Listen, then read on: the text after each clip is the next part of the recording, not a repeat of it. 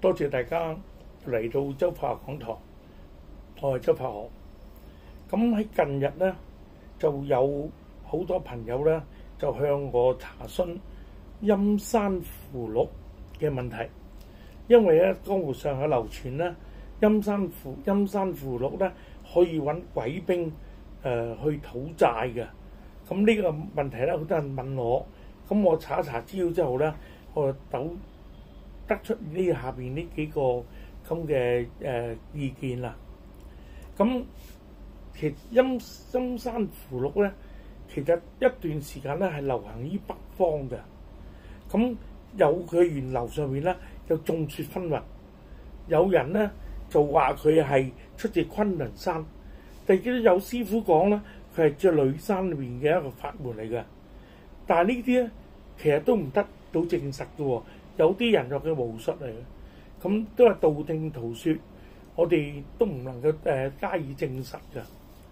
咁其實以我了解咧，陰山符錄咧亦有濟世為懷嘅行為，去幫人去做好多嘢，治病解困難都有嘅。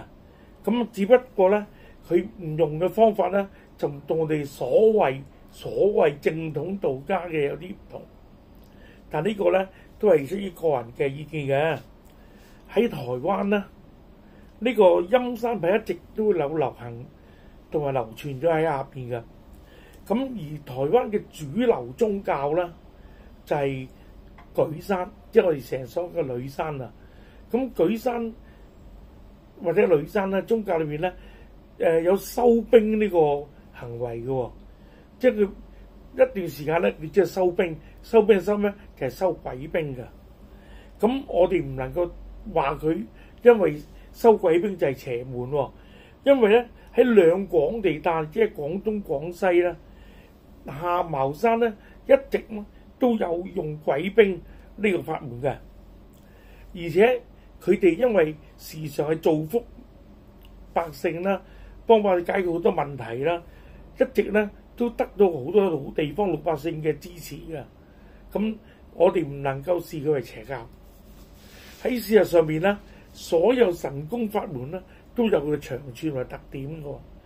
我哋成日講啊，話天為36教，地為72教。天為36教，即係話36個天教咧係請神去做事嘅，而72個地教咧就請地仙，甚至係陰兵去幫做事。咁但係我哋講咧係教有靈，教有令喎，每一教都有佢自己嘅長處嘅。我哋唔需要太過着重於邊個正不統。我嘅睇法就係萬法隨心，符法用於正則正，用於邪則邪，存在於用法嘅人去做個方法去到邊度而講嘅啫。我認識一位6任嘅傳教師傅咧，叫做陸法足師傅。佢對於呢陰兵呢門嘅法門咧，佢有比較深入啲嘅認識嘅。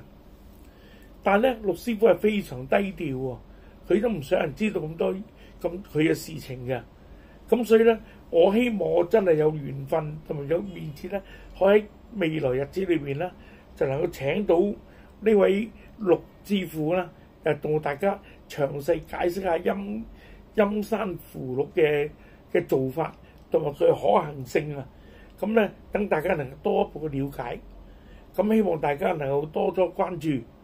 咁今日周柏豪就講咁多俾大家知，係做咗個引子嚟啫，用拋磚引石嘅方法。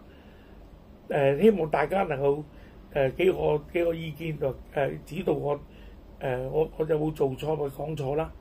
咁今日就係咁樣，多謝大家嘅收睇。